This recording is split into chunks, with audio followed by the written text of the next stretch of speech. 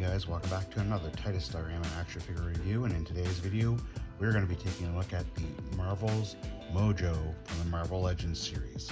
So let's get to it.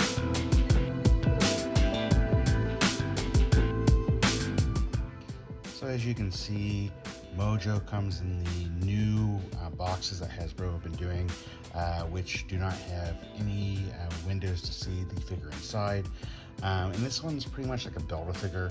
He comes in multiple parts, so I can see why they're doing that. The only thing I kind of miss out of the box itself is the fact that the old Marvel Legends used to have the little inserts that would have kind of like little backgrounds or their logo or whatever, and I think it would have been really cool to have kind of a background for Mojo with that.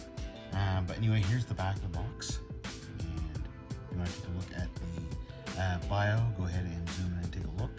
But let's go ahead and take a look at the actual figure and the accessories. Alright, so as I mentioned, the figure comes in multiple pieces, and he does come with an extra head sculpt, and you can choose to put whichever one on right out of the box. Both the head sculpts are done very well. And he comes with two different sets of hands. Of course, he has the pointer hand. He has more of a kind of a gripping hand.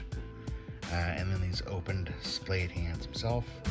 The top part here is a separate piece from the belly. And then, of course, the legs or the bottom piece here is separate from the belly. So you have to peg them all together. This part here gets pegged in, and this part here gets pegged in when you set it up, and also these little hoses get pegged in as well.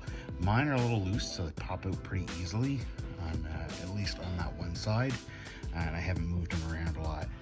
The joints on mine are really tight, so I do need to loosen them up a little bit by working them.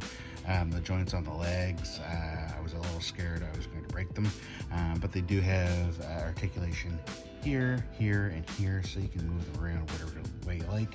Same thing goes with the front arms. So you got articulation back here, articulation here and here, and you can rotate them, turn them, so you get a lot of range of motion. The shoulders can do a full 360 if you want to spin them. They do have the upper bicep swivel. They do have a double jointed elbow, so you get a pretty good range. You can actually hit himself in the face if he wants to. Very long arms. Of course, it's proportionate to the cartoon or the comic book character. He's a little limited in the movement that he can do up here, basically based to his back piece here, and his head is the same way. It's a little bit limited. There could be more movement there.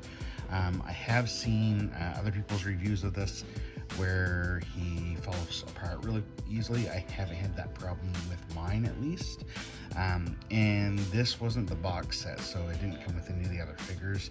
It was just this one figure itself. And this particular figure lacks some of the painting that the other one has. Anyway, with that stated, I'm really happy to have a Mojo in my collection. Do I wish that there was a bit more painting on it? Yeah, sure. If I really wanted to, I can go through and do some dry brushing and that kind of stuff to kind of highlight some things. But I'm glad to actually have a Mojo in my collection. When I started collecting Marvel Legends, it had already been past when the original Mojo from, I believe it was ToyReviews, had been released. So I never had him in my collection. Always wanted him, but never had him. So now I have him. Anyway, guys, I hope that you liked this video. If you did, click on the like button. If you're not already subscribed, click that subscription button. And as always, guys, stay nerdy.